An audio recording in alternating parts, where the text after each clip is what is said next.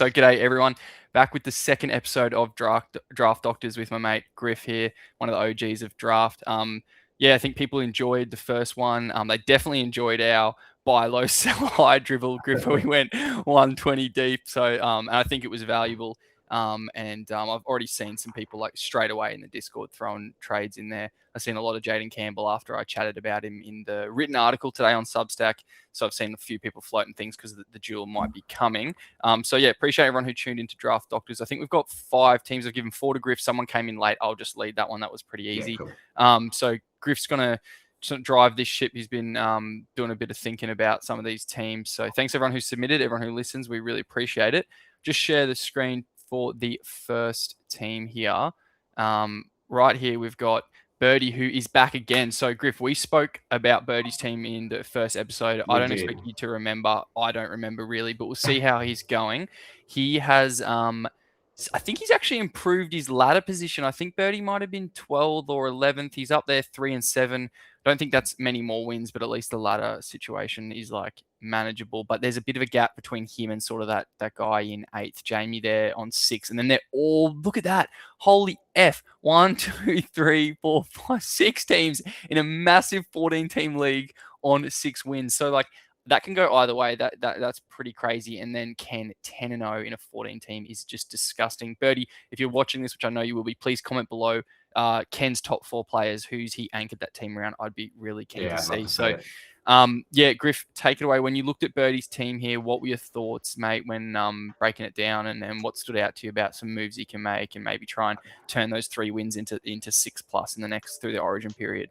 Yeah, well, I think we had I think I had similar analysis the first time, but like I still don't look at this team in a 14-team league and think that that's a 10th place team. Like it looks like it's got solid foundation. Like those back rowers are incredible. Sam Walker's come back into it as well. Yeah, Ezra Mamakay, yeah, he's a little bit rocks and diamonds, but like even the CT Dubs are pretty damn good. Like you've been loving Taylor May last week. Tupou, Bostock, Adokar. Like Adokar is like the weakest link on that, and he's not that bad to own really. In a 14, in a 14-team league, totally fine. And the fact that he's got Coates and Tomoko on his bench as well is plenty decent cover. Once Coates come back, and obviously Tomoko's on the bite, but Kinney at fullback, I mean, he's still probably top 5, top 6 fullback anyway. So there's no issue there. I think we did talk about. I think the hooker and the front row position, obviously they're the weak points there, but like they're not that weak. As I always say, like the Tamalolos and the Nafao Whites, like, and the fact that you got King on the bench as well, like that should be serviceable enough with this type of team, the way it's set up. Yeah. And then even that Starling at hooker, like he should be serviceable at hooker. But I mean, if you're gonna actually talk about any needs, I guess the only needs would be those positions.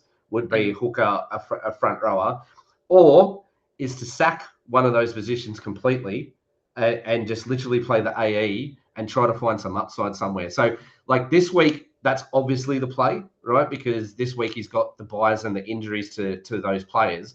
However, I'm assuming waivers have already gone through. Cam McInnes obviously should have been you probably should have made a move. If you haven't, then obviously Cam McInnes is definitely is droppable to try and find somebody with some upside to me. Either that, or it just depends on who you're playing. If you need to just solidify it, so you got to go whichever way you need to go.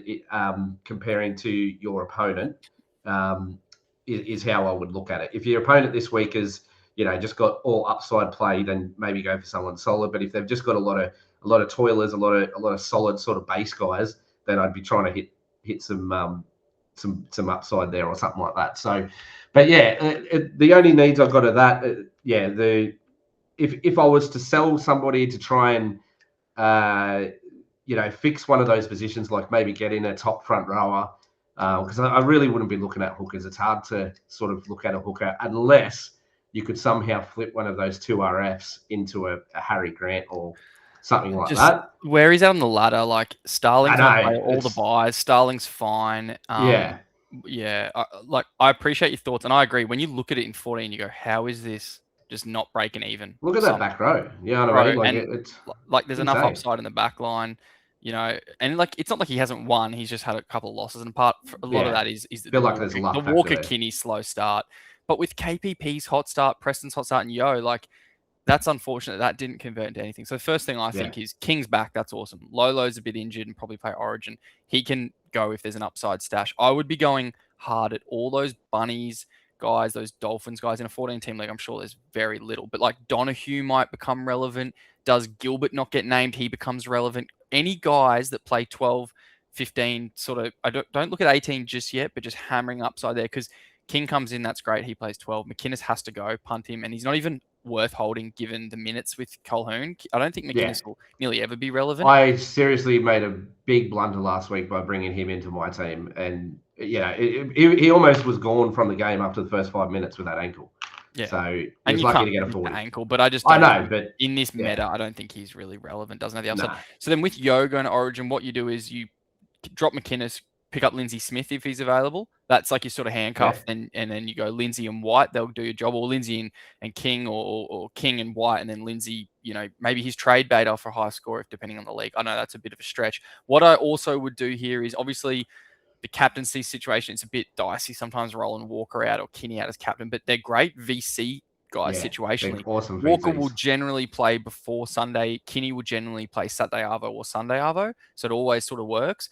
But what I would do is sell high Taylor May. Like the shoulder is still, it's Yeah, still a sublux shoulder that can go at any moment, right? So yeah, I think Bostock, you've hit the jackpot. Hopefully he retains that. Tomoko, great get. He's still yet to sort of hit his stride, but I think the role is back to being his. He plays all the Origin. That's a brilliant stash. Coates, I wouldn't hold Coates at the cost of other no, moves to win either short way. term where you are on the ladder. I don't even know if he's back. He does what he did last year, and prior to that, he'd never been relevant. So I No, get it. It's 14 team. It's a bit different, but I think you've got some moves with McInnes, Coates. Maybe hold Taumalolo, but if he's named on that Origin bench, I'm not also holding him because you got King back, and I know you can get Lindsay. You should be able to get Lindsay Smith off his scores, yeah, and you should be handcuffing him for Yo Birdie.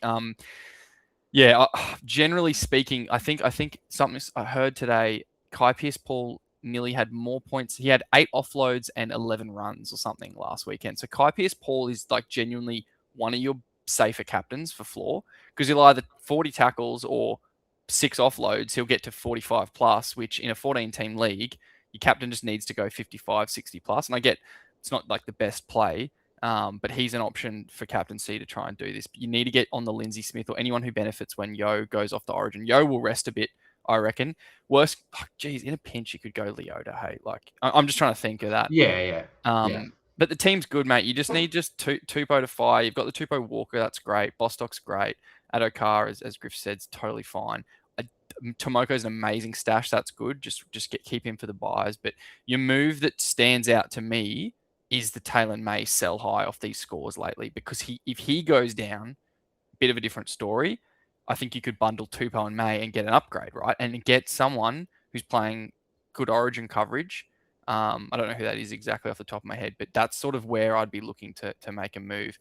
You could do Taylor May and Kinney for a big fullback upgrade, which I don't know if you'll get. I don't know if you should bother because Kinney does play like all the rounds. You could even do like Kinney and May to the Iongi owner. Grab Iongi when you know he's coming back, who I think just might have a bit higher, not floor than Kinney because Kinney's pretty good, but Iongi just passed the eye test that little bit more before he went down. I know the Eels play the back 2 buys. They definitely don't play 12, but that might sync up nicely. You could get Iongi and someone back for that May Kinney combo, kind of like a handshake deal where it doesn't feel like anyone's losing, but you might just want to get off Kinney. That's an option if you're struggling there. Don't force that one, but I think the key opportunity is Taylor May and getting a handcuff for Yo when he goes off to Origin. Otherwise, your Origin coverage is awesome. So just go hard in this period and try and get some wins, Birdie. Any last thoughts for Birdie, Griff? After I said my bit. No, that's like obviously buyers. It's just I've got to get that back into my brain because I'm just not used to it. But this that's right. I'll cover it. But this is like you're right. If you're this sort of team in this sort of situation and you play buyers, the absolute best to be trying to catch up in this period. Yeah, 100%. Because if you're here without any Origin names, then someone's got to have them. Someone's right. been getting wins with Origin names up in this table. And mate, with a 14 team, I assume it's top eight to make finals. You can do it. And in finals, you don't have any Sharks, which I don't like, but Kinney has one of the top final strength of schedules if it is the Yeah. standards for the 23-26. Even I think pretty sure all formats. I know Manly, Raiders in the 22-25, Titans and Sharks, they top sort of 5 final strength of schedules across even from round 22 to 27. Those 3 teams, and maybe even the Eels slide in from memory, they're all relevant. So, if you could get What's the solid Tigers in comp, that situation? they got the bye in 23, but their strength of schedule isn't anything worth writing home about when I last checked, because I traded for Terrell May and he, but I don't ignore it for forwards. It doesn't really matter for forwards as much. No, that's right. So, you got to get prepared for the Origin period. God, you're lucky King came back this week with Lolo not being there. That's good. King plays 12. Yeah. So good luck, Birdie. I think we'll keep moving, Griff, if that's all right. Unless you had any light bulb moments for him. No, definitely not.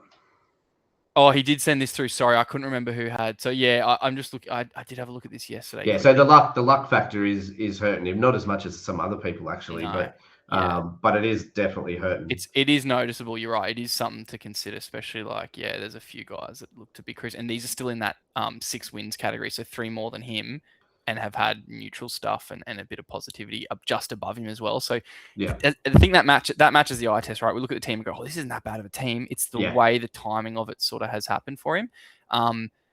Variable, not the highest COV, but he's getting more consistent, which is awesome. That's the Sam Walker piece to me. Taylor and Sam Walker kind of delivering. You got Yowie. I think that explains that. So you're in a good spot. Even looking at the season averages there, you know what I mean? He's at 842. It's not the worst, but good call. There's a lot of people above him that are just 730, 807, 806. Yeah, so I think it's a top 8 team, which means finals. I don't know what his chances are in there.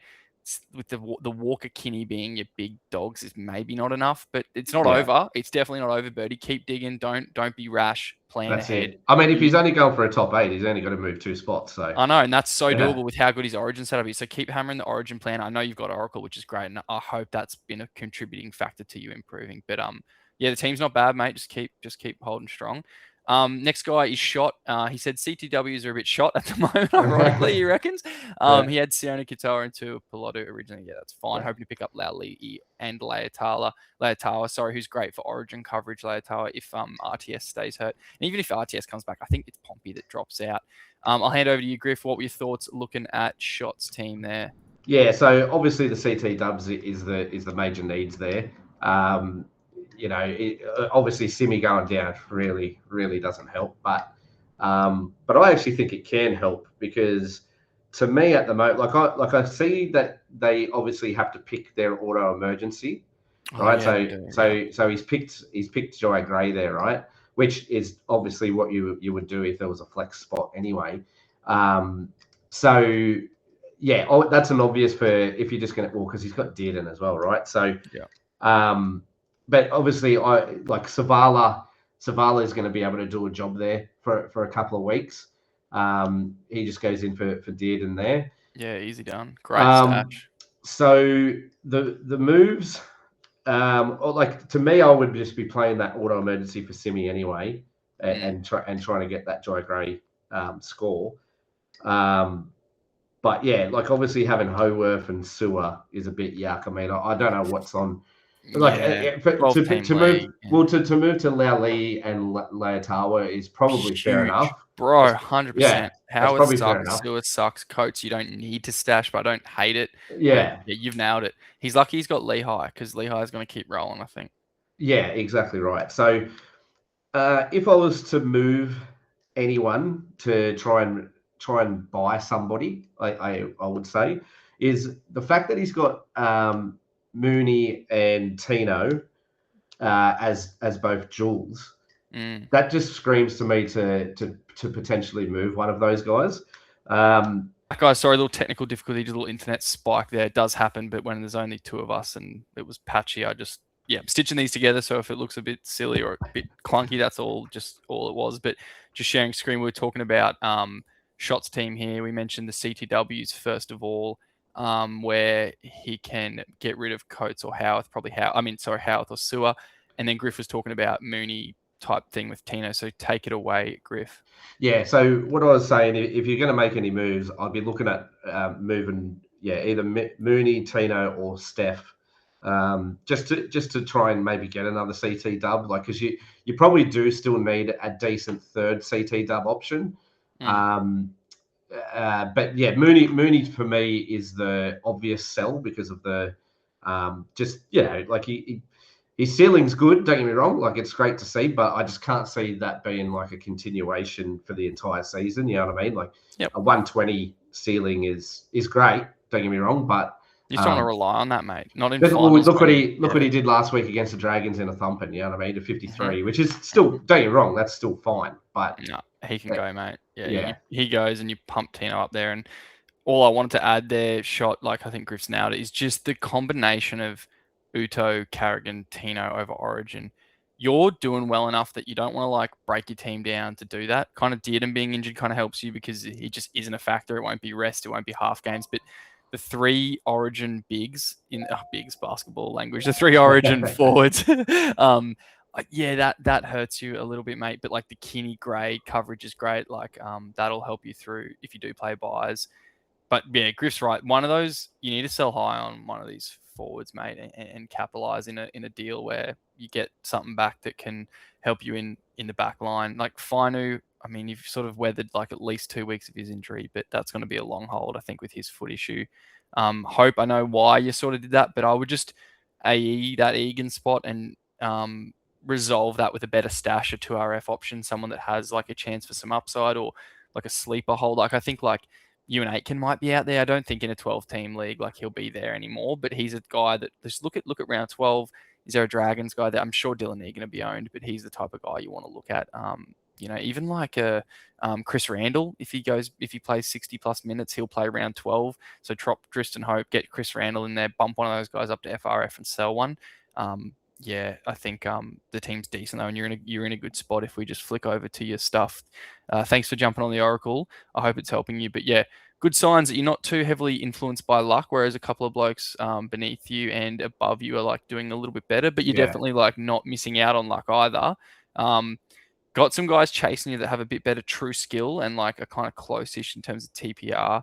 I wouldn't worry about Vindaloo's, but yeah, the true skill there on Love Bombers is interesting. And it looks like the top of the table is clear with D-Ra Aft, Hayden 2, and Sick Puppies. Both had some decent luck, decent TPR, but you've had a pretty tough schedule, mate. So I think this is a good team. I like the team enough. You've got some upside to go, but you've also got some moves you can make, shots. So yeah, feel free to leave a comment if you have any trades or thoughts in regards to your team or what we said you want to get clarification on. Any last thoughts before we move on, Griff? No, the only other thing that could probably potentially help us a little bit more with these sort of things is league maps. If they are using the Oracle and they do have a league map, only to, I guess, help us with trade targets a little bit more, right? So like we could tell you any sort of player, and it doesn't mean anything because your league is different to everybody else's league, right? Yeah. So exactly. So one of the main things is like some of the things that we say, they're not attainable because that team's on top of the table or right and high, and they don't need to make that type of move or whatever it is. Yeah. But it's always about, unfortunately, this is just how draft is. It's always about pilfering the teams at the bottom. It really 100%. Is. Yeah. So even if we got like a snapshot of the league map of just the teams that are below you, then we could at least just go, try and get this guy, this guy, this guy, this guy, this guy. Yeah, I mean, it just No, you're right. It's a lot easier to actually pinpoint in your specific league. That's all I say. But we will obviously still just try and pick out. Yeah, if you're not an Oracle user, you don't have that option. But if you are, then just leverage that technology and that snapshot to help us. So I'll just bring it up real quick, which we have showed before. But what Griff's saying, if you look at my league here, we can go, all right, this guy, he's got like the 6th best here. TPR is pretty low. Bank Jamal Fogarty. Well, if you had Dearden, you go, I mean, obviously like one's not playing, but you can go, okay, I need to target Jamal Fogarty, blah, blah, blah. buy low Tanner Boy. You just see straight away Yeah, across what these situations are. And we may not share on screen, but we can in our analysis before we catch up, we have that insight and we can literally yeah, go, these are the targets. Griff could literally give you the targets. And all that's of a right. sudden the advice goes from being pretty good and the best we can do to literally league tailored, which is game changer. So yep, you've nailed it, Griff. I wish I had thought out it, but I'm an idiot. Any Draft Oracle users, next time we do Draft Doctors episode 3, snapshot, you update it and snapshot it in as good of a screenshot as you can do Yeah, to because capture what it even is. the buy low and sell highs, obviously they're the great indicators there. But yes, obviously show the benches as well, because Yeah, obviously that still paints a big story as well. huge But story with I'm injuries and stuff, sure we mate. could still pick out plenty of other players in those sides without even though buy low and sell high markers. Yeah, you know what I Yeah, mean, just based off exactly what your analysis before was with the buyers and all that sort of stuff. yeah. That will help a Yeah, heap the, as and well. the markers are just kind of to help you get started, right? They're just driven by That's data. right. They're saying Yeah, this guy is doing worse against his average, so yeah. have a look at him. And that's nearly all you need to do to start. But yeah, so Draft Well, I Oracle think users, on my team at the moment, the only person I've got lit up on my team is James Tedesco as a sell high. Now, yeah, obviously, I don't want to sell no, Tedesco high, so yeah, what I mean, the markers are there, but yeah. yeah, you still got to use a bit of common sense as well. No, So that's awesome. All right, we'll do the next one. Thanks. I appreciate the shout out to use the map. So we spoke about Shoddy. On to Josh. 4-6 record, 12 man, another 12 man. How tough are some of these blokes doing it, yeah, Griff? With the 14, 2 12s, you blokes are legends. Good on you for playing draft and doing it hard, doing it tough, unlike us in luxury land here, or me at least with a tenner. yeah, 4-6 record, 12. I'm the only person who's made trades the entire league. I assume that means they're either not super active or they're staunch. But if he's made them, that means he's active, he's trying, and they're open to it, which I love. So keep going, yeah. Josh. 22-25 finals, top 6, current coming 6th. So he's in the mix in a 12. That's amazing to be 6. No captains, no vice captains. Griff, take it away. I'll get up this final strength of schedule, 22 to 25 in the Yeah. meantime. But yeah, talk to Josh's teammate. So 4-6 record. This does not look like a 4-6 record team to me either. This looks like a really, really good team. Obviously, Iyongi is sort of hurting at the moment, but he's close now, right? Yeah, He's 100. close enough to be coming back. Obviously, you have a plethora of CT dubs. So to me, something's got to give there. 100. So I would be probably trying to target maybe another 2RF just in case Buy doesn't do what we believe he can do. Yeah. And he's just a great buy option Yeah. at the moment anyway. So Yes, exactly. I would rather move, and I just can't believe you can only play 3 CT dubs and you have 6 very Mm, high quality ones, I believe. mm, But to me, I would be obviously it looks like trying to get rid of one of those guys off the bench like Ronaldo, Tupou, or Holmes. Holmes is a little bit tough right now because he's not doing typical Val stuff, and the yeah. Dragons. It doesn't look like there's any hope whatsoever for the rest of the season. This week's going to be probably even another drubbing. So it's hard to sell him. You know what I mean? It really is. So to me, I would actually be trying to pick the fact that you've got Garrick and Cooler.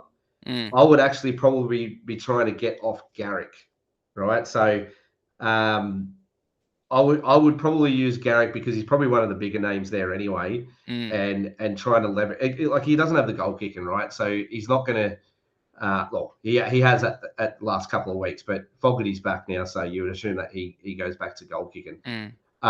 So to me, I'd be trying to use Garrick as a trade option to try and get another 2RF that's of similar ilk to a Garrick in that spot. There's no Yeah. point having 6 guys that are all 60 plus CT dubs and then still only having a sort of 50-ish guy in the 2RF spot, I believe. Yeah. No, I'm not going to disagree with you, and I'm going to touch on a few things here. First of all, Manly do have a great buy schedule, so totally get why you might think, yep, keep rolling Garrick. But what I want to say is, in the finals, their buy is round 22. So actually not having Cooler and Garrick is probably a good strategy. got teams to target, I would sit with Val. As Griff said, you're not going to get the right value back for Val. And if you're top 6 and currently coming 6 and a team this good from what we can tell, and decently set up for the Origin period with like your Wongs, hopefully Fermel doesn't play, Campbell won't, great buy coverage, Boyd won't, great buy coverage. Like you've got so much, Iongi come back, great buy coverage, Talangi won't play, he'll be fresh, Cooper buy, great buy coverage. The team, Val is an easy hole because they have a gun team matchup as it stands, even as a dog meat team in the 22 to 25 schedule. So just happy to sit on him. Titans, you've got a lot of which, and they're like, so keep JC, he should get dual. And they have an elite final schedule 22 to 25 as it stands. So he's a good one. Targets with that that Garrick situation, if we just look at your final strength of schedule 22 25, which again is all on the Oracle for everyone to use, in the winger areas is Cobbo, which I don't love, but I'm just going to call them out as they've got the rankings. Johnston, Cam Pereira would be a great guy that doesn't quite, he's got the form, not the name value. Garrick for Cam Pereira, easy 1-for-1. Probably better off even looking at RTS because you've got the depth. You can let RTS's shoulder heal. He'll have the buy coverage and he has the final strength of schedule playing inside Cam Pereira. You're not going to get KL, Talon, Herbie. Don't bother with them. Right centers are Toya, Fafita, Taruva. They're the top 3 positional guys for right center with that final strength schedule. In fact, the Oracle's telling me to consider trading Garrick number 1 from right center, Griff. So it's actually got, consider trading Ruben Garrick number 1. She's got an avoid strength of schedule in the finals. So that's a good one. Right wingers to target. Jermaine Asako, you won't get. Setu 2, obviously off the matchups, but don't bother. And then Brian Kelly, I don't love that either. But yeah, I would be looking at like an RTS or a Cam Pereira with that Garrick. You're going to lose in the short term, but you're going to play that finals game. If that's tough to do, Tupou, I don't mind getting off. He looks a step slow, doesn't have sort of the buy coverage. Don't mind that. Iongi you got to keep. I love Iongi. He's coming back for you. You've done well. What this strikes to me from what I'm hearing, and I could be wrong, Griff, is a guy that drafted pretty well and a guy in a league. If you look at the stashes like Mulatalo, he's got Holmes, he's got Boyd. That's a waiver pickup. I think he's a guy that's pretty switched on in a league that may not be at his level. Yeah. If he's the only one making trades and he's got these stashes, I think it's his for the taking. He just needs to tighten up that 2RF, drop Talakai, shift Garrick for a name in 2RF. I think you've nailed it. Sorry, I gave targets for Garrick that were CT dubs and you said 2RF and I'm an idiot. Sorry. So I'll just quickly look at the 2RF sitch in that time for finals. So Jack Williams, Tallis Duncan, Jacob Preston, Simi Sasangi, Kai Pearce, Paul Siwa Wong. They're your top 6 2RFs left and right of the field who have top matchups in the finals. Corey Horsburgh, you might be able to get on by for a Garrick. Maybe, I don't know, in a league this deep, but he has a gun schedule and dual position you can flip around. Even Toby Couchman as well. Yeah, exactly. He's there. So he's another one. Ryan, he's a waiver guy. He could be gettable, get you through Origin. Like cool, like Garrick for Ryan Couchman. Like who's saying no? They're like surely people buying the Garrick name. So just a thought, mate. That's great, Griff. I think it's a good team. I don't want to belabor it. There's just too much talent there. But the fact that you do have that much cover as well, don't be afraid to shift 2 of them either. You know what I mean? Yeah. So like, don't be afraid to chuck Garrick and Mulatalo two for one for a bigger name. Well, for a Tallis Duncan or a Kai Pearce or a Wong or something like that. You never know. Like I don't know if those teams are struggling or not, but. Yeah, and you're right because the KPP and Duncan both have great buy coverage after 12, which you don't need 12 coverage with Firma on buy if you're playing it. So get Garrick, get Duncan or KPP first, and do 2 for 1. Do Tupou and Garrick or something. I'd try and keep Mulatalo for that. Oh, they don't, not quite the final schedule. I think Mulatalo's going to be pretty good. But yeah, anyway, that's good. We'll move on. That's good. Big Les here, sitting 10th out of 10th. We are calling in for an emergency, mate. We need the defibrillators for Big Les. Looking to pick up Pasco for Little Waves. I hope you got that done. But comp is open to trading. But as it is only a 10-man comp, getting one across can be a bit tricky. Why does he mean as it is only a 10-man when that's pretty standard? Not sure what he means. Really contemplating my CT dubs. Looking to get rid of either Meanie or Val for Jojo. Now, ride Val. You can't sell him at this point, but Meanie, I'm okay with. Yeah, I'm okay with moving Meanie to Jojo. So he said contemplating his CT dubs. I guess he's saying like I've got good ones, but I would just keep. Yeah. You need them, so keep them going. I'll pass to you, Griff. You've obviously had to think, and if you can spark up, get a heartbeat to a pulse on Big Les's team here, mate. What's your thoughts, mate? This just screams needs halves massively. can't be running Metcalf and Reed. Look, Metcalf might be dead in the water right now. Cade Reed, he's He is out dead. for well, Yep. he is dead. He's out for 2 months at least anyway with the hand injury. So He's lost Dearden. God. yes, Dearden hurts, right? I get that. That's obviously who he has been playing there, and was hoping that Metcalf would be that handcuff. But yeah, to me, you look, if you do pick up Pasco, I don't mind it. But to me, if you do pick up Pasco for little, then you have to try and sell JMK as well. You don't need two of them hookers. You don't need two of them. So I'd be happy to run Pasco the rest of the year. If I could sell JMK, it's hard when he's not starting. But if he does hold that name value to somebody, or somebody's just got absolute trash in hooker that they might be willing to move for something, then I would do it. Yeah, look, you're in dire needs. To me, yeah, you might even have to give up an Isaac on, but like I don't know, like or a best, like just to try and you need a quality half. You know what I mean? And it doesn't matter which one. More likely, and probably the better strategy would be a halfback. Yeah. But the fact that you do have Dearden might scream that you should probably be looking at 5'8". But really, the better scorers this year have been halfbacks rather than 5'8". So to me, you're going to have to go big and go large and try to get something in the halves. Yeah, the halfback market is actually pretty decent. It goes pretty deep.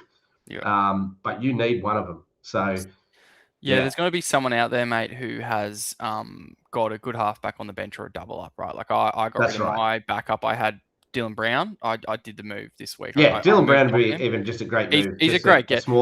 A smaller move. I've got to even move Chester for him or something like that. You know what I mean? Yeah, I think a lot of people. Good call actually. Chester's a good name to mention. Without Dearden, Chester I think might get a few less of those half breaks and those line breaks. And I think you could sell him pretty high. But he does play 12, mate, and that's going to need Big Les here needs all the numbers he can get. But I hear you.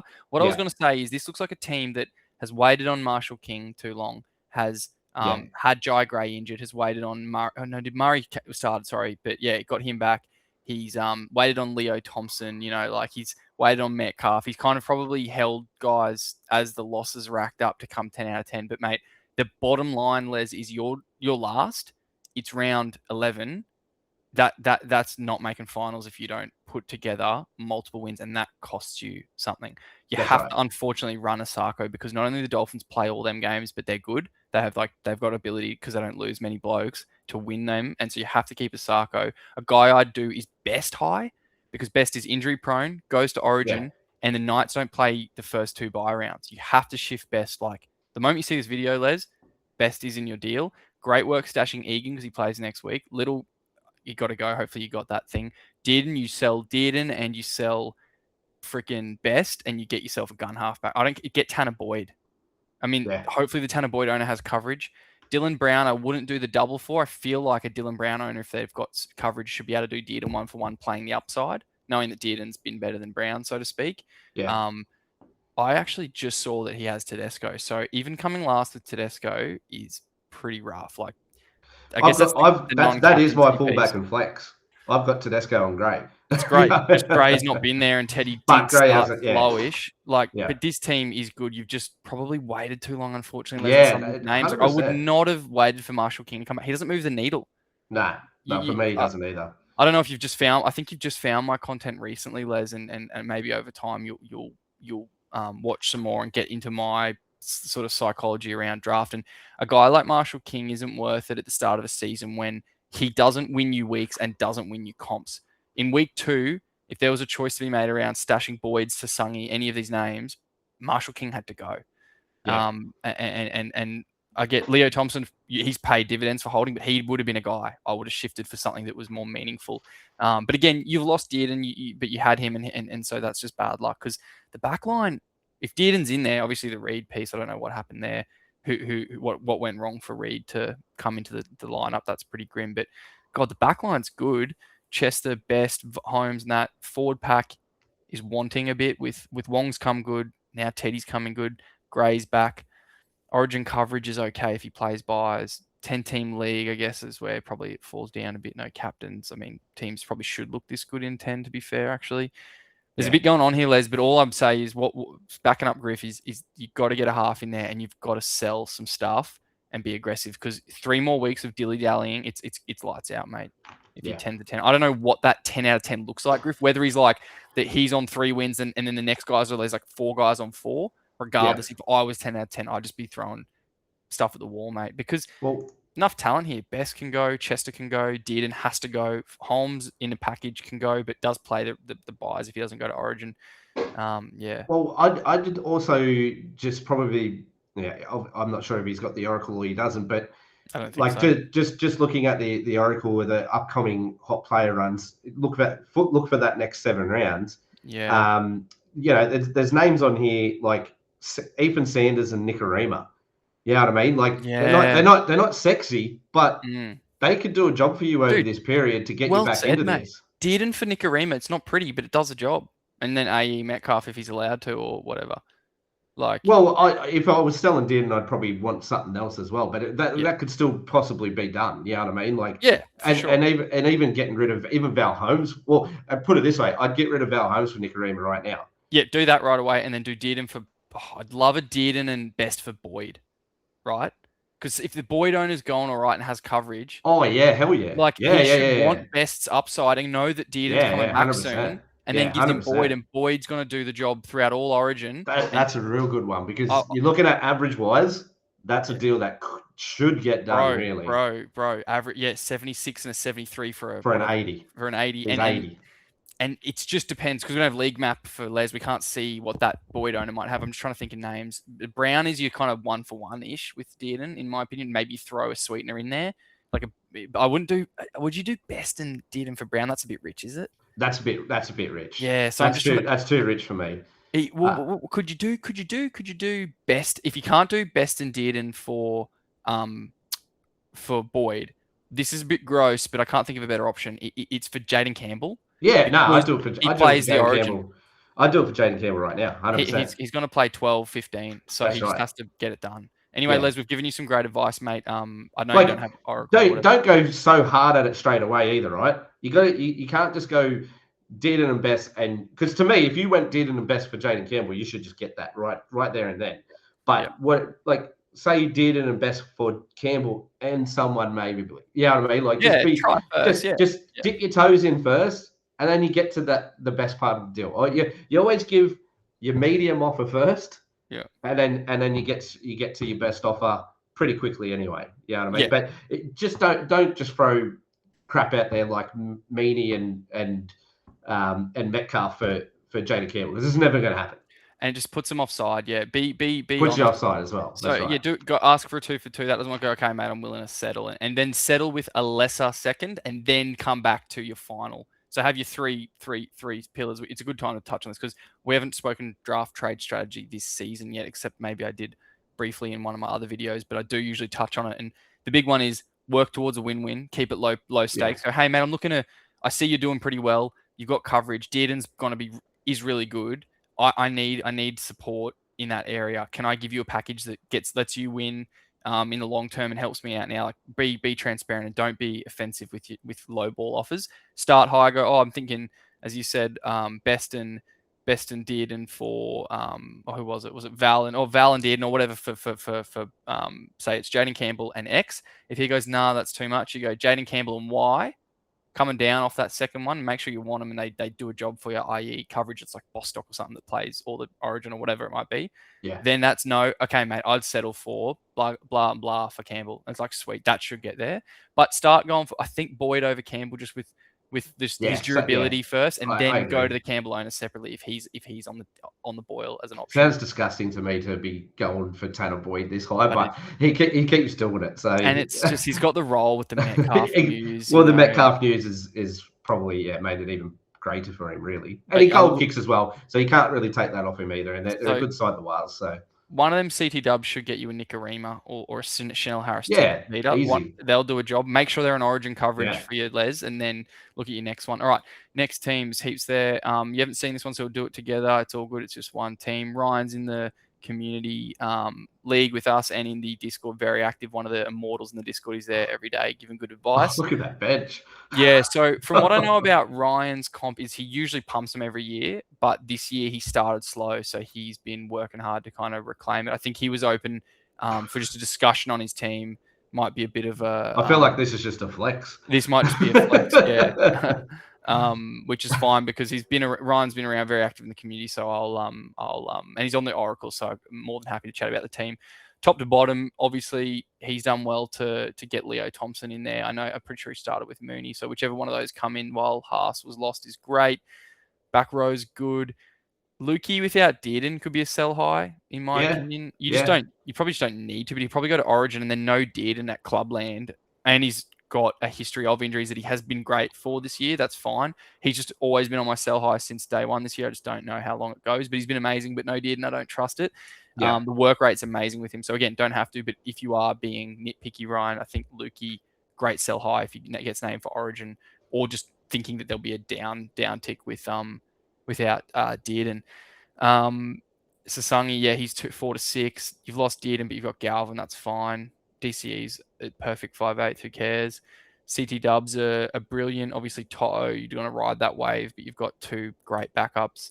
Kinney to back up Walsh is perfect. I'd just be starting Kinney until Walsh has his confidence back. Maybe not this week for Kinney against Newcastle, but yeah, look, there's not a lot here. I think with a team this good, you just look to finals and look to consolidate. Yeah. You're carrying a couple of injuries there and the origin-y type thing.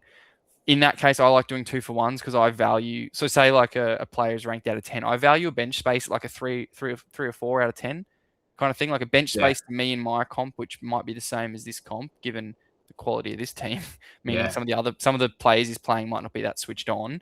I'd value a bench space. So if a 2-for-1 got you an upgrade to set you up for finals or Origin period, I don't think he plays by rounds from what I've seen him say in the Discord. So yeah, a bit of a flex team. Any thoughts, Griff? I'm sure there's not much to it, but it just looks like a flex to me because like you just look at that bench and just go, every single one of those could easily start in this team as well.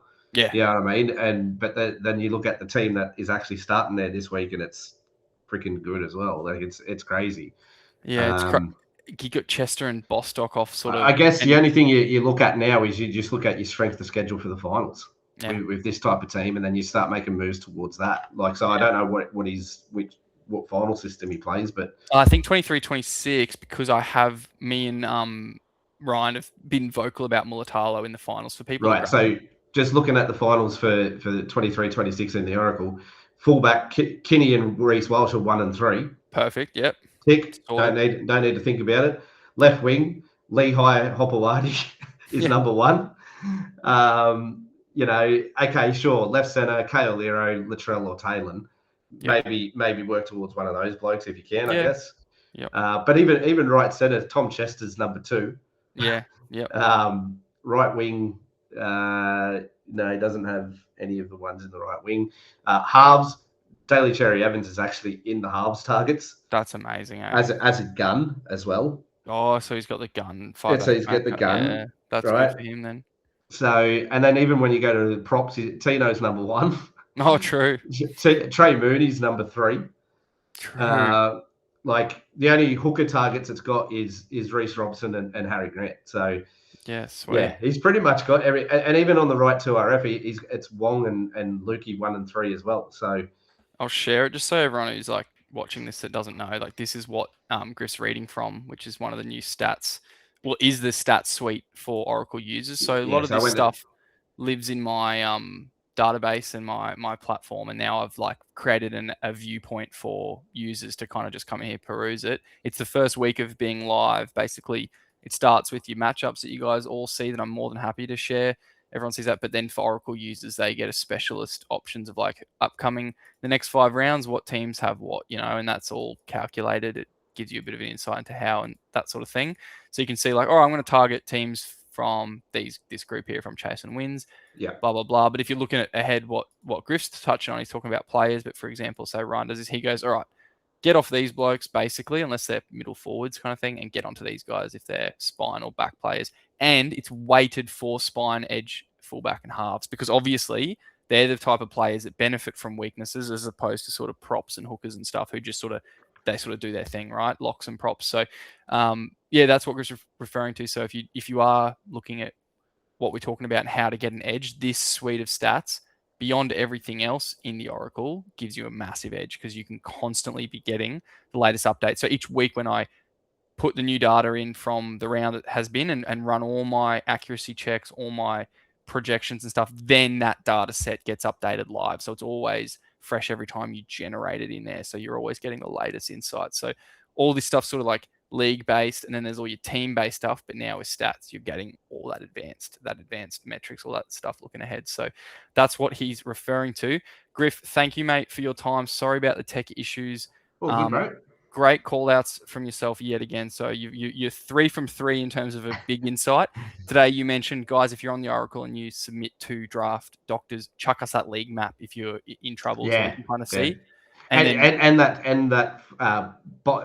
you need to tell us if you're playing buys, and you need to tell us your finals as well. Yeah, and how many teams even, really. So yeah, that's it. Yeah, all that information just makes it so much easier. Yeah, and that's my fault for not sort of chasing people up to get those answers. It is hard as it is to get to do all that I'm doing, but I should have thought of that. So I'll get that sorted. And then Griff also mentioned, guys, don't go super hard at your draft targets. If you've got packages, start around the edges, be polite, look for the win-win, have the handshake, like start with the handshake, because a lot of people throw crap at you and then they handshake if the trade goes through. Start with it going, hey mate, I see you're doing X, or I see you've got X. So this week, quick example, the Dearden owner, I just went straight to him. I've been at him all year.